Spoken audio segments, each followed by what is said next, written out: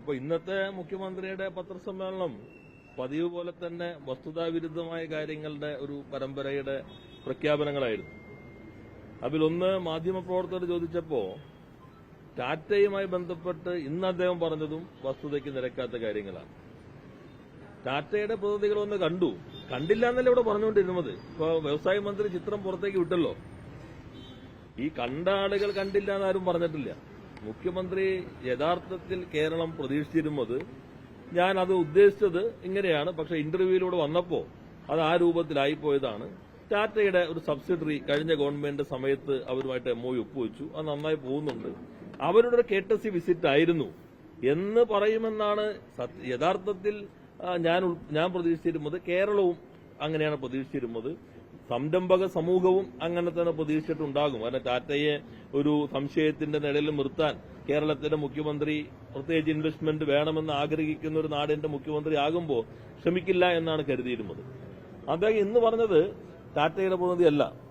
അതാണ് ഞങ്ങളോടൊപ്പം invest Kerala global സബ്മിറ്റിൽ Malabar സിമന്റ്സിന് വേണ്ടി ഒപ്പുവെച്ച ആ ചിത്രവും ഞാൻ കാണിച്ചു തന്നു. അതേ CEO ആണ്. ആർസ്റ്റൺ എഞ്ചിനീയർ ലിമിറ്റഡ് എന്ന ഹൈദരാബാദ് കമ്പനി ടാറ്റ എന്ന ഷെയർ ടേക്ക് ഓവർ ചെയ്തു. ടാറ്റയുടെ സബ്സിഡറിയാണ്. അവര് മലബാർ സിമന്റ്സുമായി MOU വെച്ചു. അതേ ആളാണ്, അതിന്റെ കൂടെ ഒരു മലയാളി ഉണ്ട്, അവരുടെ കൂടെ ഇവിടെ സഹായിയായി നിൽക്കുന്നത്. അവരാണ് വ്യവസായ മന്ത്രിയെ കാണാൻ പോയി. ഞാൻ മനസ്സിലാക്കിയത് വ്യവസായ മന്ത്രി പറഞ്ഞു മുഖ്യമന്ത്രിയെ കൂടി കണ്ടേക്കാൻ പറഞ്ഞു. അങ്ങനെ മുഖ്യമന്ത്രിയെ കണ്ടു. അവർ ഈ പ്രൊജക്ടിന്റെ കാര്യം പറഞ്ഞു. നന്നായി പിരിഞ്ഞു എന്നാണ് ഞാൻ മനസ്സിലാക്കിയത്. ആ പ്രൊജക്ടിൽ ഒരു തടസ്സവും നിൽക്കുന്നുണ്ടായിരുന്നില്ല. അതിൽ MOU ഒപ്പുവെച്ചു. MOU ഒപ്പുവെച്ചതിന് ശേഷം ഗവൺമെന്റ് കഴിഞ്ഞ ഫെബ്രുവരിയിൽ തന്നെ സർക്കാർ ഉത്തരവിറക്കി. അതും ഞാൻ കഴിഞ്ഞ ദിവസം മാധ്യമങ്ങൾക്ക് പങ്കുവച്ചിരുന്നു. അത് കഴിഞ്ഞ് പോർട്ട് ട്രസ്റ്റ് ഈ ലാൻഡിനേക്കാളും കുറെ കൂടി നല്ല ലാൻഡ് ഇവർ കണ്ടിരുന്നത് കായലിനോട് ചേർന്ന് നിൽക്കുന്ന ഒരു ലാൻഡായിരിക്കും. ആ ലാൻഡ് വേണമെന്നുള്ള പോർട്ട് ട്രസ്റ്റിന്റെ ചെയർമാനുമായി എന്റെ ചേംബറിൽ ഉദ്യോഗസ്ഥരും ഉൾപ്പെടെ ഇരുന്ന് ചർച്ച ചെയ്തു. അതിന്റെ അടിസ്ഥാനത്തിൽ അവർ അംഗീകരിച്ചു. ആ ഉത്തരവും ഫെബ്രുവരിയിൽ ഇറങ്ങി. 27 ഫെബ്രുവരിയിൽ ഇറങ്ങി. 19-ാം തീയതി കഴിഞ്ഞ ഫെബ്രുവരിയിൽ ഗവൺമെന്റ് ഉത്തരവിറങ്ങി.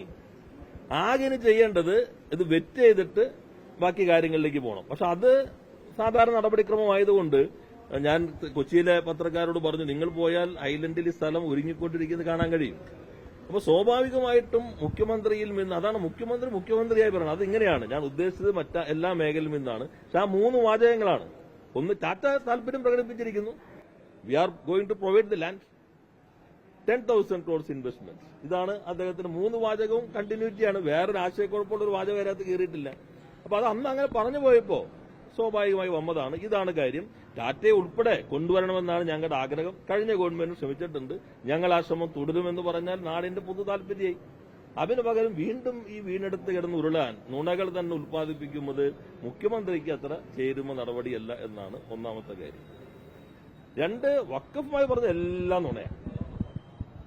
നിങ്ങൾ മാധ്യമപ്രവർത്തകർക്ക് മുമ്പിൽ എങ്ങനെയാ ഇത്രയും ആധികാരികമായി പറയാൻ പറ്റൂ? ഇംഗ്ലീഷും മലയാളത്തിലും പറഞ്ഞ നുണയാണ്.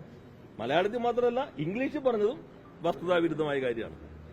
ഒരു മുഖ്യമന്ത്രിക്ക് എങ്ങനെയാ പറയാൻ പറ്റുന്നത്? വഖഫ് ആക്ടുമായി ബന്ധപ്പെട്ട സുപ്രീം കോടതി തള്ളിയല്ലോ, ബൈൻഡിംഗ് ആയി കഴിഞ്ഞു.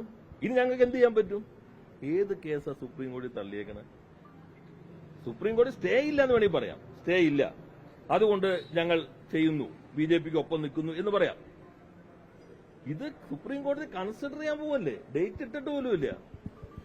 കേരളം അദ്ദേഹം ഇപ്പൊ മുഖ്യമന്ത്രി ആയിരിക്കുന്ന ഗവൺമെന്റ് അതിൽ കക്ഷിയാണ്.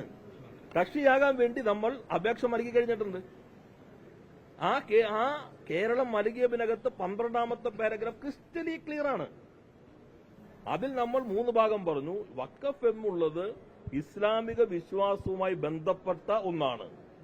അത് കൈകാര്യം ചെയ്യുന്നതിൽ അമുസ്ലിമുകൾക്ക് അവിടെ ഉൾപ്പെടുത്തുന്നത് യുക്തിരഹിതമാണ്. 2, ഭരണഘടന 14, 25, 26 വിരുദ്ധമാണ്, മൌലികാവകാശങ്ങൾ വിരുദ്ധമാണ്. 3, ഈ 14 വെച്ച് പോവുകയാണെങ്കിൽ വേണമെങ്കിൽ മുസ്ലിം മൈനോറിറ്റിയുമാകാം ഈ ബോർഡിനകത്ത്. ഇത് position of the government of Kerala. Government continuity ആണല്ലോ. ആ ഗവൺമെന്റിന്റെ കേസ് കോടതിയിൽ നിൽക്കുന്ന ഘട്ടത്തിൽ തന്നെ ആ കേസ് തള്ളി എന്ന് മുഖ്യമന്ത്രി ആധികാരികമായി പറയുമ്പോ എവിടെ കേരളത്തിൽ ഇപ്പൊ എന്താ നടക്കുന്നത്? ഇങ്ങനെയാണോ ഒരു മുഖ്യമന്ത്രി പ്രശ്നങ്ങളെ കാണേണ്ടത്? അദ്ദേഹത്തിന്റെ ഓഫീസിൽ ഒന്നും നോക്കുന്നില്ലേ? ഈ കേസ് ഇപ്പോഴും ഉണ്ട്, അതിന്റെ ഡേറ്റ് കിട്ടിയിട്ടില്ല, ഗൌരവമായ പ്രശ്നമാണ്. 2, അദ്ദേഹം പറഞ്ഞത് എന്താ? രണ്ടാമത്തേത്, ഇത് പറഞ്ഞിട്ട് ഒന്ന് കടത്തി പറഞ്ഞു. പ്രതിപക്ഷ നേതാവ് വർഗീയത പ്രചരിപ്പിക്കുന്നു. മുസ്ലിം വിശ്വാസം അനുസരിച്ചുള്ള ഒരു കാര്യങ്ങൾ കൈകാര്യം ചെയ്യുന്ന ബോർഡിനകത്ത് മുസ്ലിം മതവിശ്വാസവുമായി ബന്ധപ്പെട്ടവരെ പാടുള്ളൂ എന്ന നിലപാട് BJP, ഇവരെ രാഷ്ട്രീയ പാർട്ടികൾ, കോൺഗ്രസ് ഉൾപ്പെടെ സ്വീകരിച്ചിട്ടുള്ള അതേ നിലപാട് ഇപ്പോ കേരളത്തിന്റെ പ്രതിപക്ഷ നേതാവ് പിണറായി വിജയൻ പറയുമ്പോൾ BJPയുടെ വ്യക്തമായിട്ട് ശ്രീ VD സതീശൻ പറയാണ് ഇത് വർഗീയത പ്രചരിപ്പിക്കുന്നു. എനിക്കൊന്ന് KC വേണുഗോപാൽ ഉദ്ദേശിച്ചിട്ടായിരിക്കും. പാർലമെന്റിൽ ശക്തമായിട്ട് ദേവസ്വം ബോർഡ് ഉൾപ്പെടെയുള്ള കാര്യങ്ങളെ കുറിച്ച് പറഞ്ഞ് ഇത് തെറ്റാണ് എന്ന് പറഞ്ഞത് KC വേണുഗോപാലാണ്.